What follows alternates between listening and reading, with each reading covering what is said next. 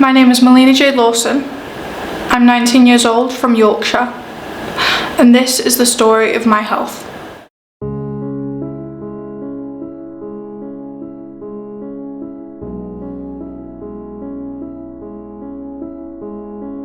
I don't really know where to start because it's been very complex, but Melina started being ill in December 2010 at the age of 4 after being completely healthy. It started off as little spots on the lower half of her body, and they thought originally the HSP were chickenpox. We got sent home, but as the day went on, Melina started getting worse, crying in pain, especially with her legs.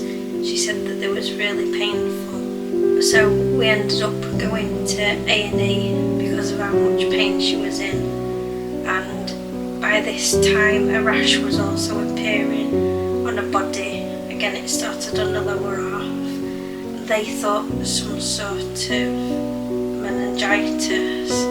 After waiting a long time, blood tests and various other tests, they came back and told us it wasn't meningitis, but it was a disease called HSP, Henoch-Schönlein purpura.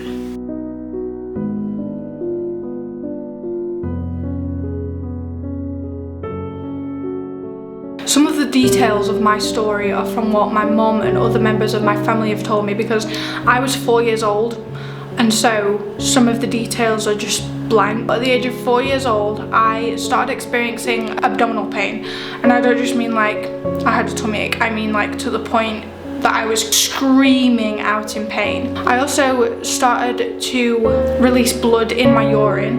The doctors at first thought that it was meningitis, but after doing further testing, the doctors then found that it was something called Henoch-Schönlein purpura, also known as HSP disease. And alongside this, I was also diagnosed with kidney disease. My bowels at the time had intercepted, and so I needed surgery to separate them. But I had a really large bleed out and I had to have blood transfusions, and if I hadn't have had those blood transfusions, I wouldn't be here speaking about this today. As time went on, Melina spent a lot of time in and out of hospital. Originally, she spent around 2 months as an inpatient. It was around Christmas time and I was so ill. I mean, I had almost just died. And one of the nurses, I remember, she said to my mum, "Don't you want your daughter home for Christmas?" Of course she wanted her daughter home for Christmas, but she also wanted her daughter alive and well. She had to learn to walk. By the time she had been discharged, she was on numerous medications she had to take daily. She had to have physio to help her learn to walk, and occupational therapy. As time has progressed, it's affected her in all different ways, both physically and mentally.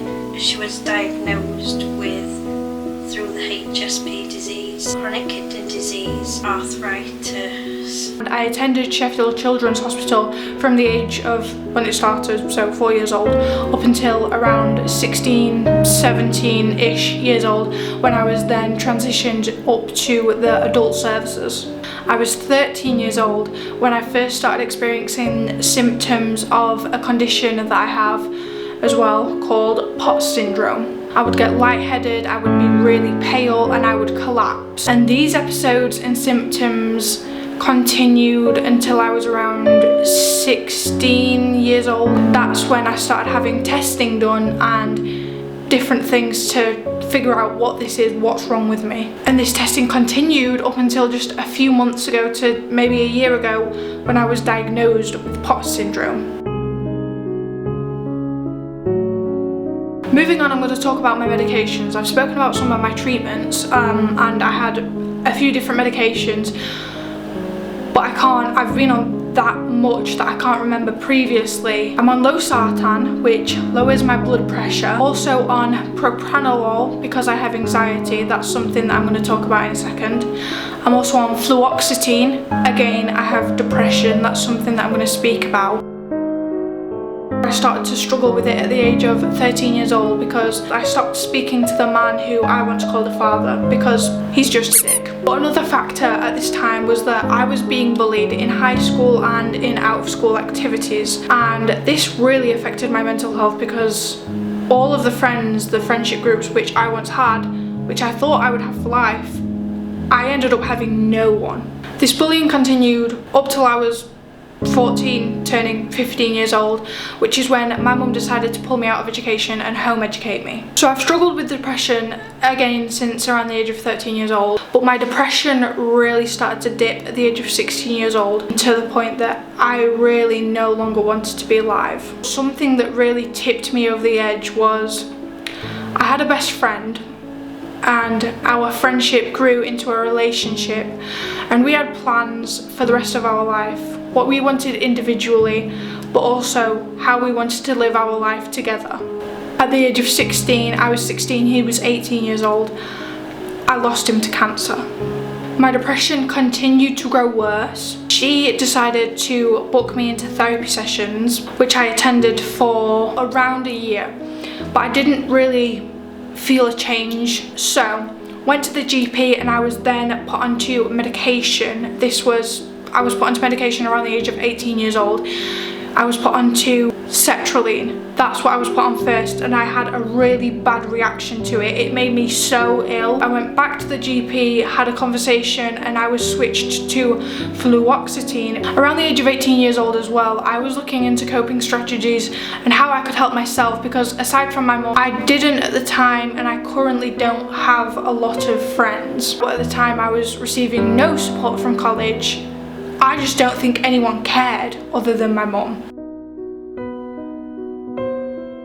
So before anyone starts on the course, I always do like an interview type conversation with them. Melina was very honest from the start. She told me about all of the conditions, everything relating to like physical health and mental health. We can do things to accommodate and that we can work around it and to make sure that you get full kind of like college experience. There's been a lot of ups and downs.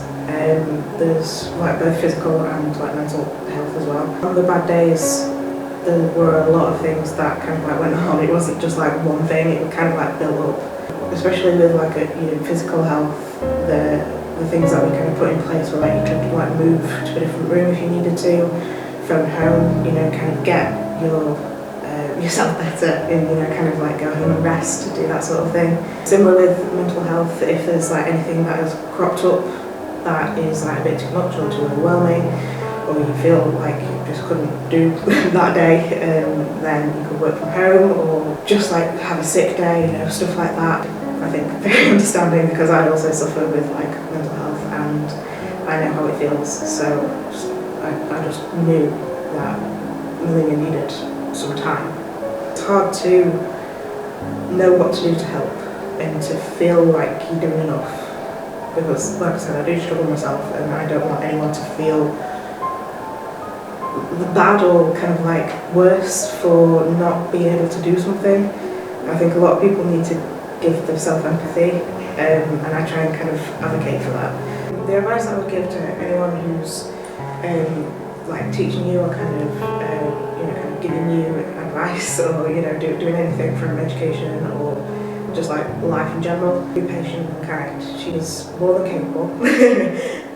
She can absolutely do anything that you ask her to do. She's amazingly talented. Just give her time and give her everything. The message that I think I want to get out there for anyone watching this is, this sounds really cheesy, but don't judge a book by its cover, because I really believe that people need to have more understanding and need to have more patience. Please, just be kind and be you.